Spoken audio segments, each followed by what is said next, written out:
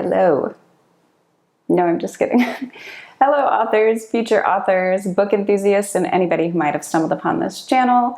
My name is M.A. Kennedy. That's M.A. Kennedy, and I am a self-published author.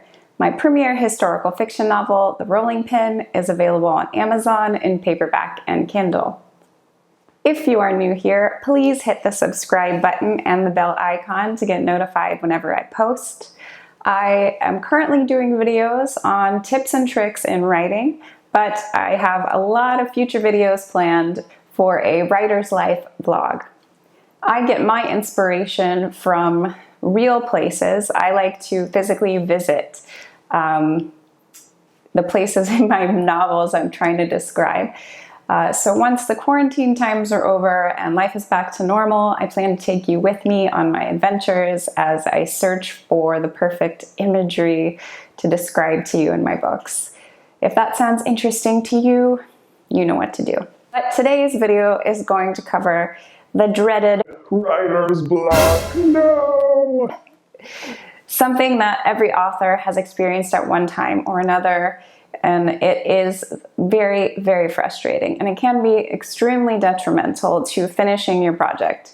Some authors experience writer's block and walk away forever. But I don't want you to do that. This is actually something that I haven't had too much trouble with. I'm pretty fortunate because a few years ago I read some advice, and I want to say it's from Stephen King, but please don't quote me on that. And he said, I think, just write. And that sounds really oversimplified, but nothing could be more true. If you're having writer's block, just write. And what I mean by that is maybe you're sitting down and you cannot think of what to write, but it doesn't matter. It's just whatever pops in your head, because you're going to go back later and you're going to gut your first draft. You're going to edit your first draft, and then you're going to rewrite what you couldn't get over in the first place, but at least you will have a finished product in the end. And I promise you, it will get better. You'll find more and more inspiration along the way if you just get past those first few lines or first few pages that you feel stuck on. So if you're having trouble putting, your hands to the keyboard, then I suggest doing some writing exercises. This is something I used to despise in writing school, in college. I got my degree in journalism, can you tell? So maybe you want to step away from the keyboard and pick up one of these and one of these and do the old school write by hand writing exercise. Why do I recommend the old school way? Because there's no distraction. If I'm trying to write on my computer, I am very tempted to hit the Facebook button or the Instagram button or check my email or watch a video on YouTube.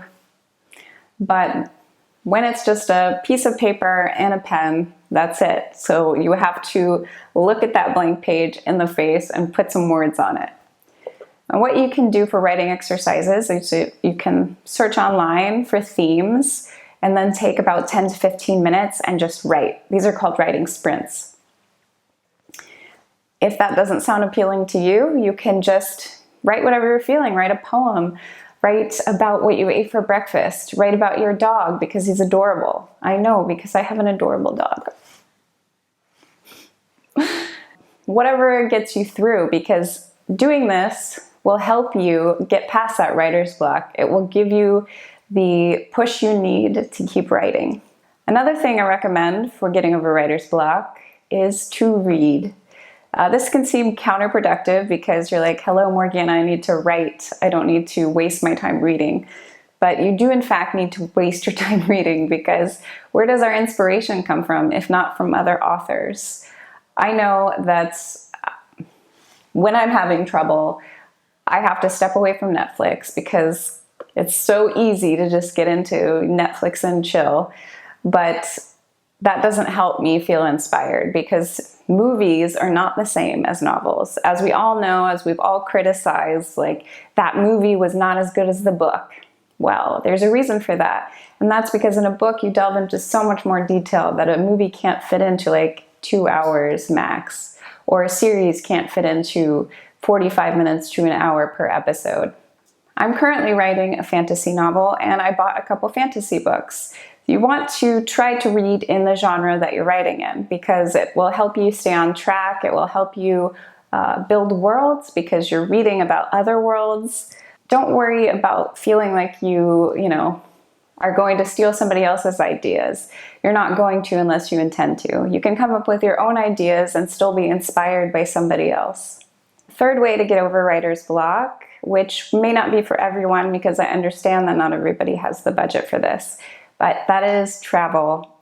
For me, I take a lot of inspiration from nature or places. I like to physically see the place that I want to describe. Even if I'm going to make up a world in my book, I am still taking some inspiration from real life. For the rolling pin, I actually went to Auschwitz and I visited because I wanted to see it for myself. I'm fortunate enough to live in Europe where I can hop on a plane and it's really not that far to the other countries around me that are inspiring my current novels. But I do intend to take a trip back to the US, which is a bit more costly for a book I have planned that I will go for traditional publishing. That's a few years away. But even if you don't have the budget for that, you can take a walk. I know that sounds silly, but go on your favorite local trail. Listen to the animals, walking by. Listen to the birds and the squirrels and the little insects. I mean, all of these details that you experience in your own life, the reader can experience when they're reading your book. And most books will want to describe scenery. I mean, I don't know any book that can't benefit from talking about nature or a city, something of that magnitude. If you are writing a dystopian novel about a city, maybe you want to visit your local city and look around for things that you could describe in your novel. Maybe jot them down in your notebook. Can you tell I'm a big fan of these? Another way to get over writer's block is stop overanalyzing. If you are writing and stopping and rereading and looking over everything and thinking, oh my gosh, that's crap, what did I do? Stop that. Just write. I don't look back. When I'm writing, I only look forward. Even if I feel at the time what I wrote previously doesn't match what I'm writing now, that's okay, because I'm going to go back later and I'm going to edit. So I want to just make it to the end. And I don't want to sacrifice all my hard time spent on my novel to get stuck at the beginning again. So if you're continuously writing and erasing and rewriting and erasing, you're never going to finish. Write that sentence, be done with it, move on. Look forward, not backward.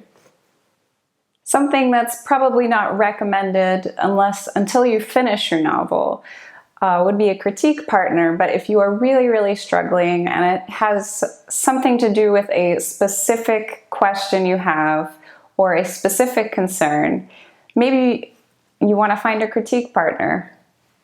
You can send them the chapter that you're having difficulty with, and you can raise some questions for them to explore, and they can give you feedback. And potentially that feedback can give you the answers you need to push forward. Again, I wouldn't recommend this until you have finished your novel, but if you really, really need like an extra push from somebody, there are no steadfast rules. There are some sticklers, but I'm not one of them. So if you are taking my advice, then you do what works for you. And my final advice to get over writer's block is set daily goals. This is something I did when I was writing The Rolling Pin. I told myself I was going to write a certain amount of words per day.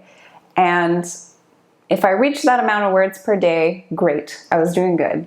So I thought to myself, I could write 250 words per day. And that didn't seem too large and it didn't seem too small. And so I would get up in the morning and the first thing I would do after breakfast is just start writing.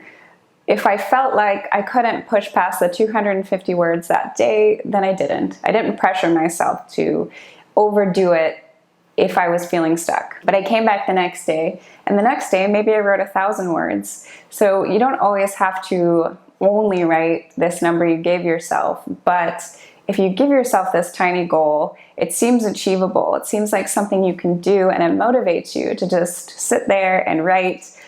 Because honestly, I would feel guilty if I tried to skip out on my 250 words per day. I thought, I only gave myself this tiny goal, why can't I just do it? So I gave myself that advice that I don't remember where it came from, still think it was Stephen King, not sure, of just write, and I did. So to recap everything I mentioned here, and it's not an exceptionally long video because, I mean, these are just my things that I use to get over writer's block. If you have more, you can leave them down in the comments or just apply them. The two most important things, I think, are to just write and to read. Read authors in your genre, read authors in your age category, read authors that you want to emulate, and then put, you know, your little fingers on the keyboard and get to it, or your big fingers. I don't want to insult anybody's fingers. You have beautiful fingers. As always, thank you guys so much for your support, and I hope that you stick around for my future content. I can't wait until I can expand this channel and give you more exciting things to watch. But again, if you like this video, please hit the thumbs up button and the subscribe button to get notified whenever I post.